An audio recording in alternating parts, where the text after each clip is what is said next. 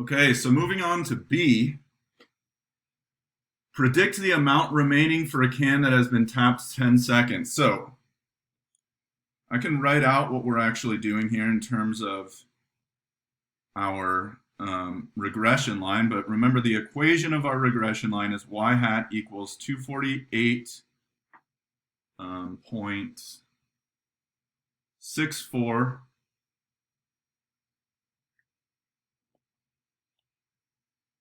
plus 2.635 times x.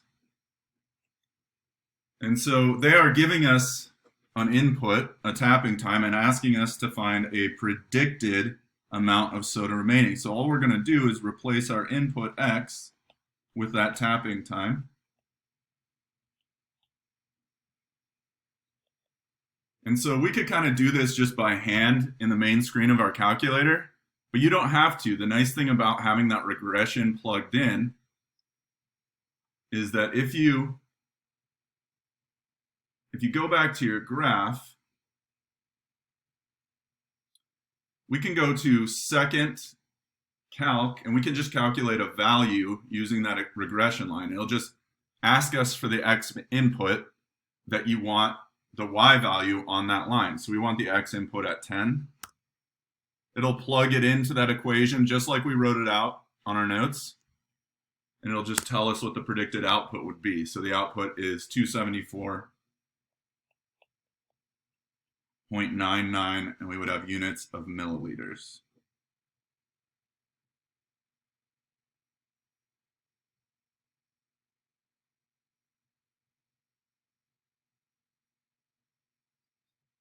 Questions about that? Just go ahead and give me a green check when you're good.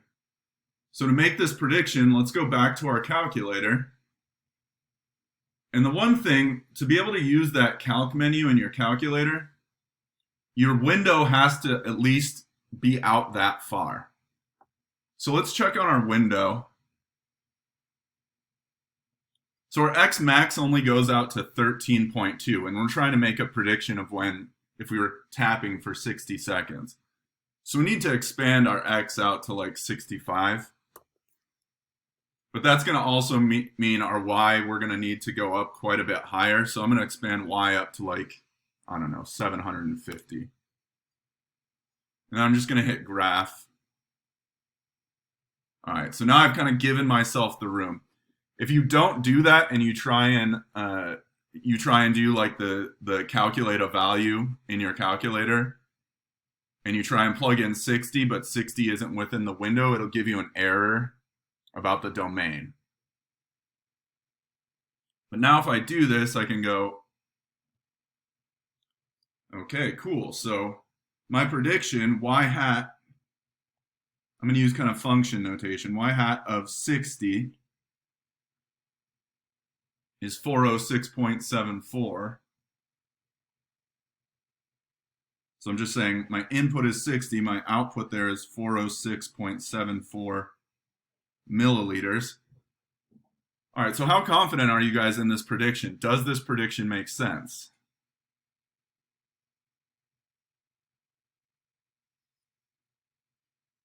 Well, we can go back here to my little Google search when I converted 12 ounces to milliliters. Does the prediction that if we tap the can for 60 seconds, we'll have 406 milliliters left in the can make sense? Why not?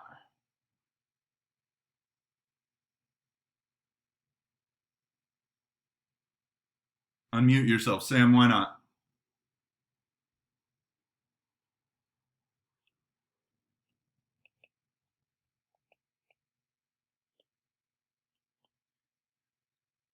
Yeah, it's not like tapping the soda is going to magically fill it up more than its original volume. This is greater than original volume, right? And so we're going to learn that this is when you use the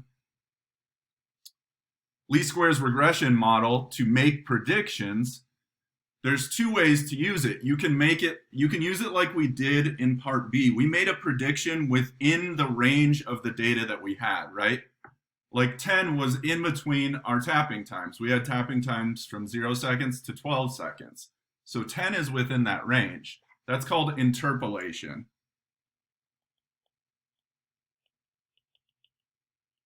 Does anybody know the word? I'm sure you've heard it before.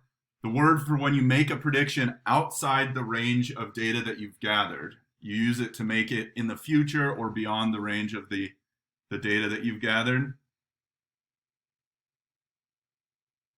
It's kind of the opposite of interpolation. No takers on this. I know you've heard this before. Extrapolation. Have you heard that?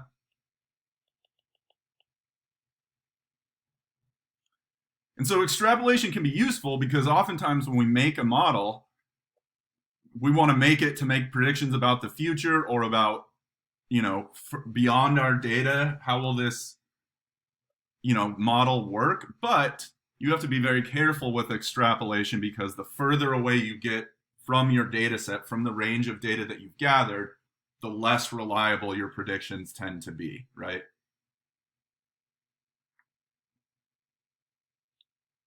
All right. So with that in mind, extrapolation, don't write down the whole thing. You can get down the general idea that's in the green box is the use of a regression line for prediction outside the intervals of values of the explanatory variable x used to obtain the line. Such predictions are often not accurate. But again, this one makes it seem like extrapolation is evil, which is not necessarily the case. Sometimes that's why we build a model. We want to make predictions about what's going on outside. It's just be aware that the further away you get from the range of your data set, the less reliable your prediction will tend to be. All right, give me a green check when you're done with this page. All right, so in most cases, unless you have a data set that's very special and you have a correlation of exactly 1, your least squares regression line isn't going to pass through all your data, right? It's meant to idealize your data. It's meant to make a model of it. So a good regression makes basically makes the sum of these vertical distances as small as possible, so that the difference between the y value of the point and the y value of the prediction that would come from the line at that same x value. So we call that distance, which basically represents the error in your prediction, right? So it's kind of just your prediction error, and that's called a residual.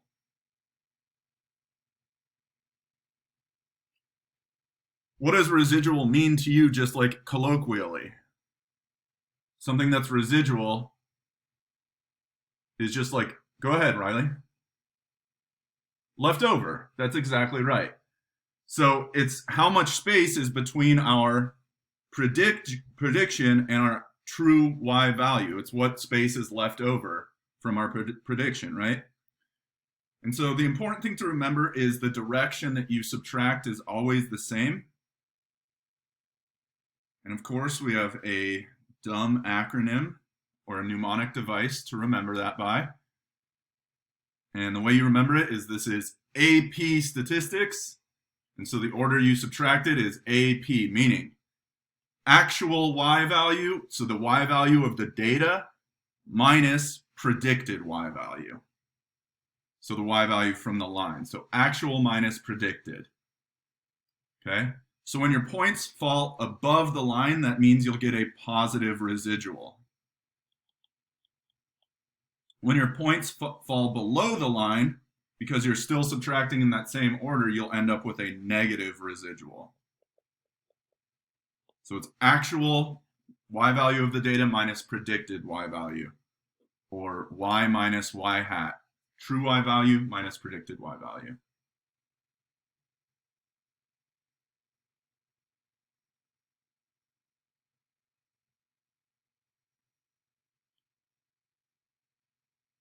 So we already talked about this. I kind of went over it at the end of the last class, why it's called a least squares regression line. What it does is it takes those residuals and it literally squares them for every point. And then the least squares regression line optimizes the sum of the area of all those squares residuals, meaning it makes the areas of the sum of all of those boxes as small as it can possibly be, right? That's why it's called a least squares regression line.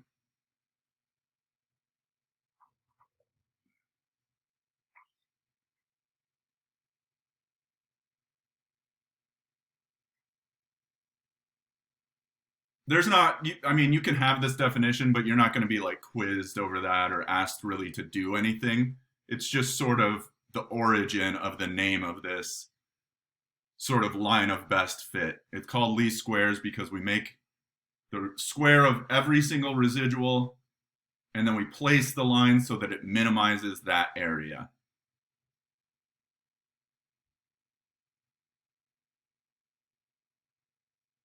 All right, McDonald's beef sandwiches. Arguably the grossest synonym for a hamburger. This is like a very British way of discussing, I guess, hamburgers.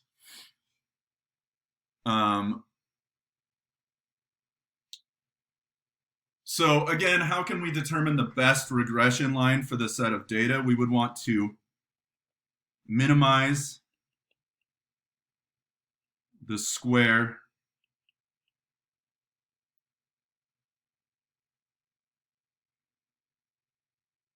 actually I'm going to say the sum of the squared residuals. But our calculator really does that for us. You can prove it using, you need kind of third year calculus. You need to know about partial derivatives. And actually Sal Khan does it on Khan Academy, but you don't need to. That's what's going on. Is the least squares regression line resistant to outliers? No, it is absolutely not. In fact, the slope we'll find it, the slope of the regression line, the formula for finding that slope involves the correlation, and the correlation is not resistant. Therefore, the line itself cannot be resistant.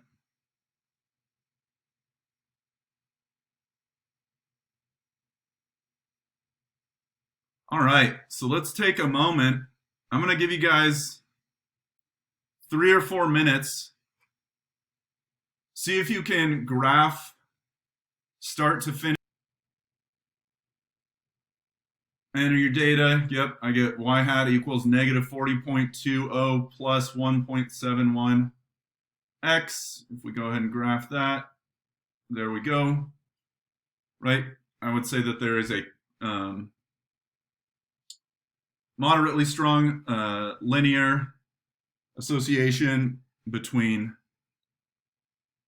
carbs and fat in McDonald's beef sandwiches, and possible outlier in the y direction with this guy, if I were asked to describe that, right? All right, the last thing I want to do, and there are another couple parts to this example, but I just want to make sure we get to residuals for you guys so you can do the problem set. We'll do the last couple parts of this problem that we're working on as a warm-up, but we already worked on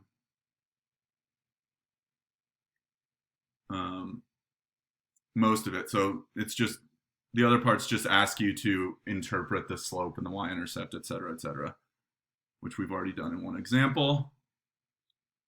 So let's talk about what a residual plot is. A residual plot is basically another way to tell how well your regression fits the data. And so what it is a scatter plot of the residuals against the explanatory variable.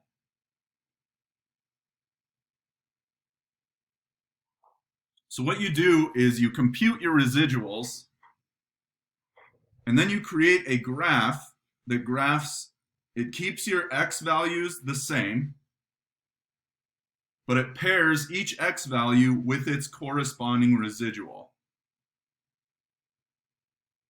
The effect that that has, essentially, is it's like taking your scatter plot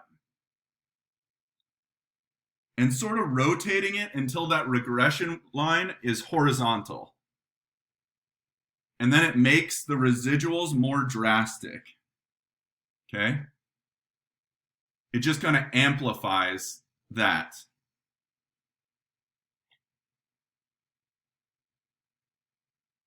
If your plot fits well,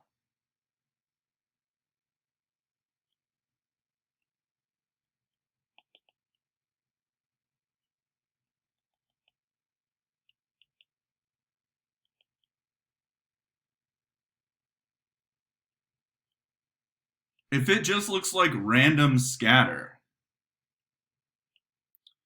So if when you create a residual plot, there's no pattern left over, like this looks pretty random to me. It's like an even scatter about this line. That means your regression did a really good job of analyzing the pattern of your data, and there's not a leftover pattern. You don't want a leftover pattern because that means that your regression, your model, isn't doing a good job at modeling what's going on, okay? So if there is a pattern, if there's like a clear, like if your residual plot looks like this,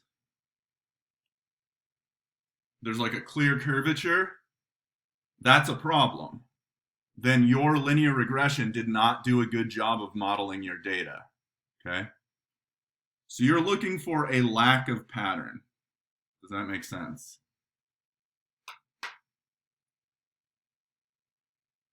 All right, I'm gonna real quick go through how you can create a residual plot in your calculator. So the nice thing about your calculator is once you have done a regression, so once you've done a regression, automatically your calculator computes everything it possibly could about this regression, including all of the residuals. So your calculator's already computed all of these vertical distances between these points and our regression line for us. And it stores it in a list called residuals. So here's what I can do. I'm going to go into my lists. So I did my carbs in list 3 and my fat in list 4. And so I'm just going to go to the next blank list, which for me is list 5. Does everybody see above stat, you have a list menu? So second stat is a list menu. So I'm going to hit second stat. And the first thing that comes up are the names of my lists, right? So the first 6 are just the ones we already have shortcuts for down here. But the last one is resid, standing for residuals. Now, before I do that, I need to make sure of one thing. Sorry. Let's go back to stat edit. What you want to do is make sure you have list 5, the actual name of it, highlighted. So that down here it says list 5 equals. And then I'm going to go back into second stat, and I'm going to choose the 7th option. So I'm going to tell the list 5, I want it to be my residuals. What you have to remember, it will always be the residuals of the last least squares regression that you told it to calculate. So you have to tell it to calculate a regression before you try and find the residuals. It can't magically read your mind, and it just always has the residuals of the data that you're looking at in your book or whatever. You have to run the regression, and then it automatically computes the residuals. And so here are the corresponding residuals for all of our data from McDonald's hamburgers, right? So if I want to make a residual plot, I'm going to go to stat plot. I want my X list to stay the same. So for me, that's list 3. That's my explanatory data. And I want my Y list to be, in my case, list 5, my residuals. So you want an X data, against residuals. All right, so last thing, I'm going to go into y equals. I'm going to turn off my regression. I just don't want that distracting me and like graphing over my residual plot. And then I'll do a zoom 9. And there's my residual plot. And again, we're just looking for a pattern or lack thereof. Our least squares regression is good if there doesn't seem to be a pattern in our residual plot. So it looks pretty random to me, right? It does seem to be getting a little bit wider as we move to the right, like our residuals get worse, or bigger, I should say, as we move to the right. But other than that, it's pretty random scattered, which tells me it's more evidence that my least squares regression does a good job, a decent job of modeling my data. Are there any questions there? All right, so that's a residual plot. That's the last thing from 3.2, part 1. Your homework for Thursday will be to point 1, which is posted under the homework in today's module.